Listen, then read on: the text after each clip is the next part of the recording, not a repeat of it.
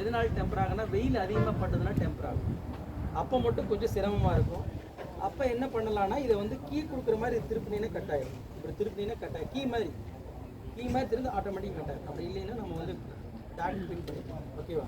So இது சிறுசாக இருக்குதுல்லப்பா, இங்கே பார் அருண், 2 விரல இங்கே வச்சுக்கலாம். இங்கே பாருங்கள், இது கொஞ்சம் ஜூம் பண்ணி க்ளோஸில் பார்த்தீங்கன்னா உள்ளுக்கு ஒரு பிளேடு இருக்கும்.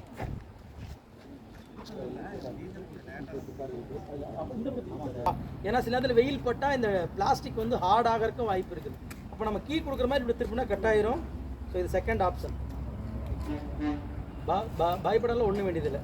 இந்த கிளாம்ப் வந்து ஈஸியாக எடுத்திங்கன்னா கலந்துடும். ஓகேவா? எங்கே ஃபயர் ஆகுதோ டார்கெட் பண்ணி ஃபிக்ஸ் பண்ணால் போதும். இதில் சின்னதாக இருக்கிறதுனால ஓஸ் இல்லை, இதில் ஓஸ் இல்லை. இந்த ஓஸ் வந்து எங்கே ஃபயர் ஆகுதோ கீயோட அடிப்பகுதி பார்த்து சேஃப்டி கிளாம்பை ரிமூவ் பண்ணிவிட்டு இடது காலை முன்னாடி வச்சு ப்ரொசீஜர்னு அனுப்பிச்சுனா போதும். சரியா? புரிஞ்சுங்களா? இப்போ பசங்க ஒரு 4 பேர் வரிசையாக ஆனால் அவ்வளோதான். சூப்பர். இல்லை எந்த தம்பி அந்த தம்பி இல்லை அப்படி கிளாம்பை கழுத்து பின்னாடி மஞ்சளை கழுத்து பின்னாடி உங்களுக்கு கீழே மஞ்சள் கலர் கிளாம்பு அதையும் வெளியிடு கீழே போட்டு. ஓகே. ஓசை கழுத்து ஓசை தலைமையில் போடு, ஃப்ரெண்டில் போடு. இங்கே எப்படி அடிக்க ஓகே. ஓசை பிடிங்க ஃப்ரண்ட்டில். கவனமாக செய்யணும். ஆட்கள் மேலே அடிக்கக்கூடாது, நெருப்பு மேலே தான் அடிக்கணும். தீக்கு உங்களுக்கு குறைஞ்சபட்சம் 5 அடியிலேருந்து 7 அடி வரைக்கும் இருக்கலாம். சரியா?